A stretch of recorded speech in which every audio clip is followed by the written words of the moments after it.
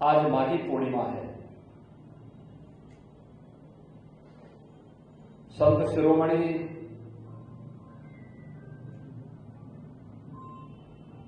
सदगुरु रविदास जी महाराज की पावन जयंती।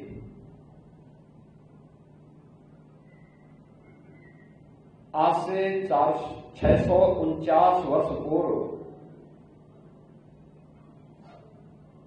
उनका प्रकटीकरण काशी के शीर गोवर्धन में हुआ था।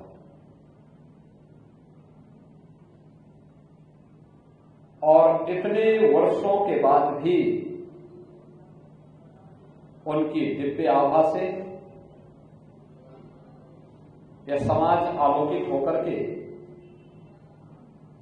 एक भारत श्रेष्ठ भारत के निर्माण की दिशा में आगे बढ़ रहा है।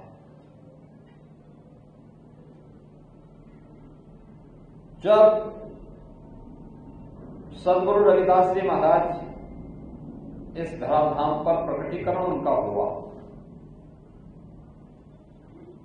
वह कालखंड गुलामी का कालखंड था। विदेशी आक्रांताओं से देश आतंकित था, त्रस्त था।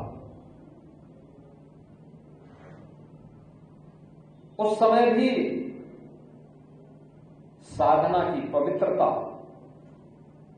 और साधना को कर्म की साधना के रूप में बदलने का कार्य सदगुरु रविदास जी महाराज ने किया।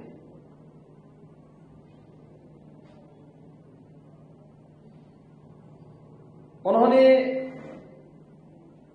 प्रत्येक नागरिक को वैष्णव परंपरा के अनुरूप जिस उपासना के लिए प्रेरित किया, वह जीवन में कर्म की प्रधानता को महत्व देता है, मन की शुद्धता को महत्व देता है, लोक कल्याण के प्रति प्रत्येक नागरिक को आग्रही बनाता है। उनका स्पष्ट कहना था, मन चंगा तो कठौती में गंगा। यानी अगर आपका मन साफ है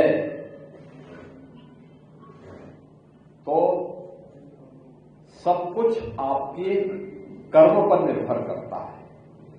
अच्छा कर्म करेंगे तो अच्छा फल पाएंगे, बुरा कर्म करेंगे तो उस बुरे कर्म से, उस पाप से भी आपको कोई वंचित नहीं कर सकता।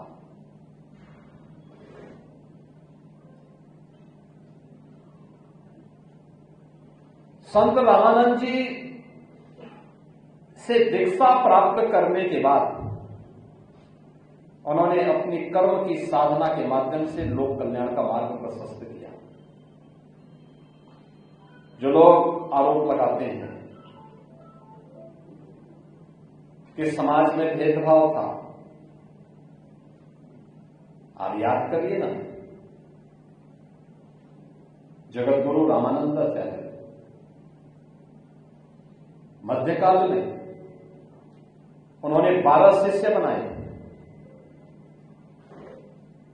12 अलग अलग जातियों से थे, अलग अलग जातियों से।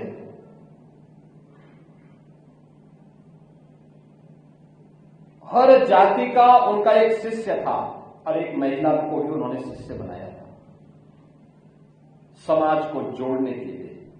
उस कालखंड में भी समाज को जोड़ने का जितना बड़ा कार्य हमारे इन संतों ने किया था, वह अद्भुत था। उसी नींव पर वर्तमान भारत का निर्माण हुआ है। वही प्रेरणा हम सबको गुलामी के बंधन से तोड़ने में एक नई प्रेरणा हम सबकी रही है। आप याद करिए 600 वर्ष पहले क्या स्थितियां रही होंगी। उस समय भी गुरु रविदास जी महाराज एक प्रेरणा दे रहे हैं लोगों को। उनकी प्रेरणा क्या है? ऐसा राज होना चाहिए जहां पे सबको अन्न प्राप्त हो, यानी कोई भूखों न सोए, हर व्यक्ति को सम्मानजनक जीवन जीने के लिए अवसर मिल सके। सदगुरु रविदास जी महाराज ने 600 वर्ष पहले ये वाणी तो कही, ये उपदेश तो दिए, लेकिन एक संत की वाणी कभी व्यर्थ नहीं होती, वृथा न जाए देव ऋषि वाणी। और यही हुआ। हो सकता है मुगलों ने भुलाया हो, ब्रिटिशर ने भुला दिया हो, आजादी के बाद में विभिन्न सरकारों ने भुला दिया हो, लेकिन जब मोदी जी की सरकार बनी 2014 में, उन्होंने सबसे पहले हर गरीब के बैंक में अकाउंट खुलवाए, जिससे उसको शासन की मिलने वाली योजना का लाभ सीधे उसके अकाउंट में मिल सके। हर घर में शौचालय बनाया, हर व्यक्ति को सम्मानजनक जीवन जीने की प्रेरणा दी जा सके, हर गरीब के पास अपने सिर को ढकने के लिए छत हो, प्रधानमंत्री आवास उपलब्ध करवाया, रसोई गैस के कनेक्शन उपलब्ध करवाए, बिजली के फ्री में कनेक्शन उपलब्ध करवाए, और पिछले 6 वर्ष से लगातार हर जरूरतमंद को फ्री में राशन की सुविधा का लाभ और स्वास्थ्य की सुविधा का लाभ भी अगर प्रदान किया गया है, तो ये प्रेरणा की दौड़ में जो आज हम सबका साथ और सबके विकास के भाव के साथ देख रहे हैं, ये सदगुरु रविदास जी महाराज की ही प्रेरणा है। ये हमारा सौभाग्य है आज मुझे यहाँ पे सदगुरु रविदास जी महाराज की इस भव्य प्रतिमा और इस सभा का लोकार्पण का अवसर प्राप्त हो। अब हम कह सकते हैं कि सर्दी हो, गर्मी हो, बरसात हो, संत रविदास सेवा समिति को कष्ट नहीं उठाना पड़ेगा। यहाँ पे ही हम आराम से बैठ करके कार्यक्रम कर पाएंगे, यहाँ भजन मंडली बैठ जाएगी, यहाँ भक्तगण बैठ जाएंगे, यहाँ मंच पर वक्तागण आ जाएंगे, आराम से सारे कार्यक्रम चलते रहेंगे। महापुरुषों के प्रति ही श्रद्धा। 2017 के पहले संत रविदास जी महाराज की पावन जन्मभूमि चीर गोवर्धन काशी में जाने का रास्ता नहीं था। आज वहां लगभग 2 लाख की संख्या में श्रद्धालु आए हैं देश भर से। वहां जाने का मार्ग नहीं था, लंगर का हॉल नहीं था। संत रविदास जी महाराज की जितनी प्रतिमा यहां पर मंदिर में है, ऐसी प्रतिमा वहां पर भी रखी गई थी। आज प्रधानमंत्री जी की प्रेरणा से डबल इंजन सरकार ने 4 लेन के सड़क से उनकी जन्मभूमि को जोड़ा। 4 लेन की सड़क, जैसे एयरपोर्ट से मार्ग जुड़ा है ना, ऐसे ही हम लोगों ने चीर गोवर्धन को जोड़ा है। वहां पे लगभग काफी बड़े एरिया को हम लोगों ने उस लैंड को ली।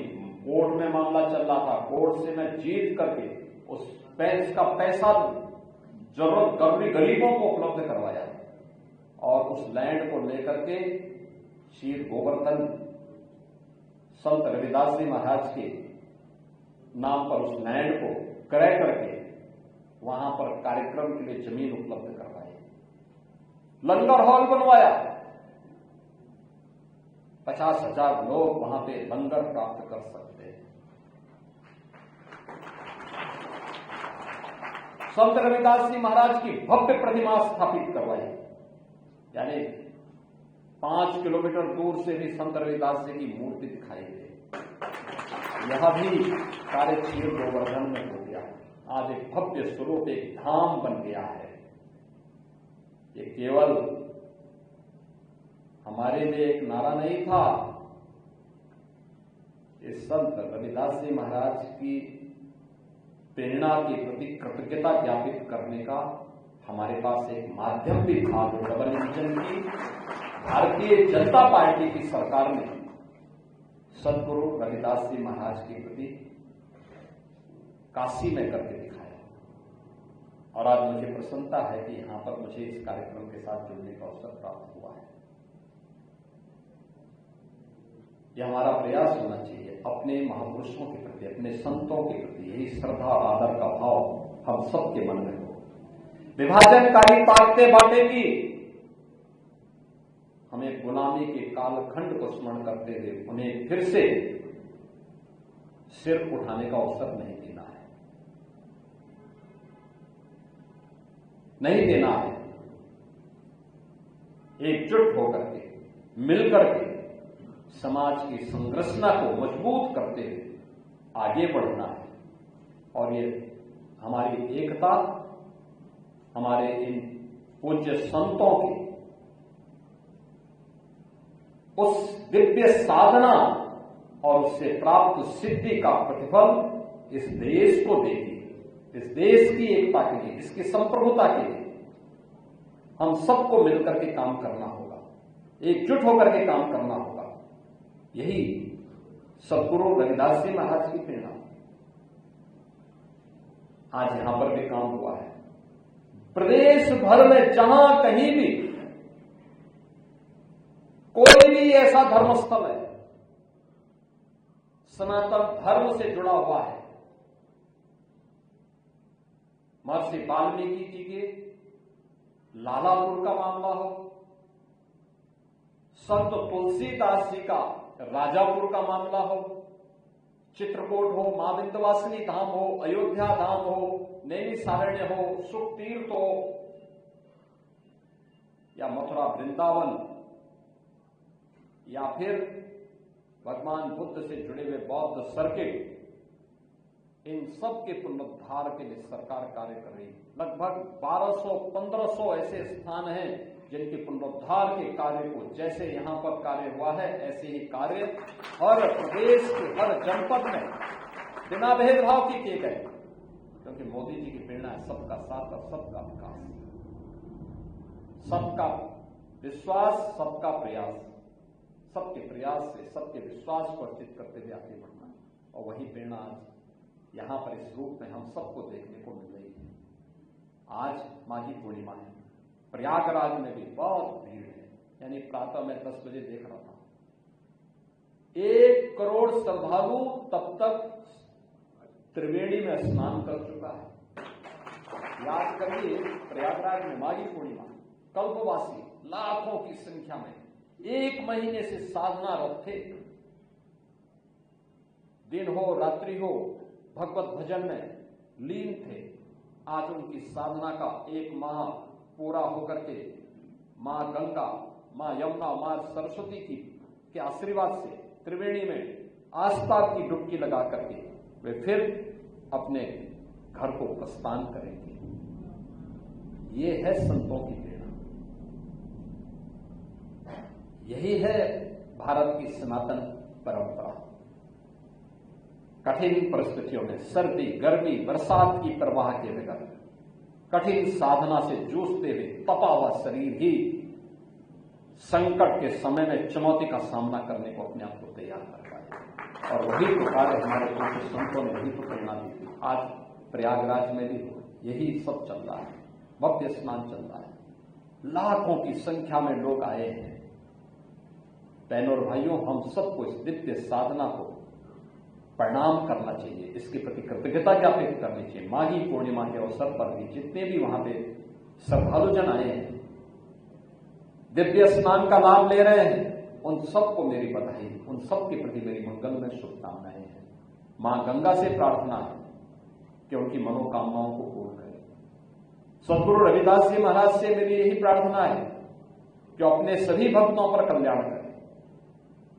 उनकी दिव्य वाणी और दिव्य सिद्धि किस रूप में थी आप याद करिए ना। कि उनके सहयोगी जब गए, उन्होंने कहा रविदास जी से, चलो रविदास गंगा स्नान करते हैं। उन्होंने कहा नहीं, मेरे पास आज ज्यादा काम आ गया है, मैं इसको पूरा कर लेता हूं, मेरी ओर से भी एक दमड़ी दे देना, मां गंगा को चढ़ा देना। दूसरे संत गए, उन्होंने स्नान किया, पूजा अर्चना की, कुछ भी नहीं हुआ। लेकिन जब उनको लगा करे रैदास ने भी तो कुछ दिया है, उन्होंने उनकी दमड़ी को निकाल करके जैसे चढ़ाना शुरू किया, मां गंगा ने हाथ फैला करके उनकी द्वारा दी गई दक्षिणा को स्वीकार किया। उन्होंने पूछा ये कैसे? उन्होंने कहा मेरा सच्चा भक्त है, मां गंगा भी पहचानती है, जैसे चाहा वैसे रहा। हम जैसा मन में रखेंगे उस प्रकार के परिणाम हमारे सामने आएंगे। आज के इस अवसर पर मैं आप सभी को संत रविदास सेवा समिति के सभी पदाधिकारियों को हृदय से बधाई देता हूं। प्रदेशवासियों को आज के इस पावन पर्व की बधाई देता हूं, अपनी मंगल में शुभकामनाएं देता हूं और विश्वास करता हूं कि सद्गुरु रविदास जी महाराज की प्रेरणा हम सबको एक भारत श्रेष्ठ भारत बनाने के लिए सदैव प्रेरणा प्रदान करती रहेगी। आप सबके प्रति मेरी मंगल में शुभकामनाएं हैं। धन्यवाद। जय हिंद। राजनीति हो या क्रिकेट, देश विदेश की ब्रेकिंग हो या आपके मोहल्ले की बड़ी खबर, सब मिलेगा एक ही ऐप में, सबसे तेज और भरोसेमंद। अभी डाउनलोड करें दैनिक भास्कर डिजिटल।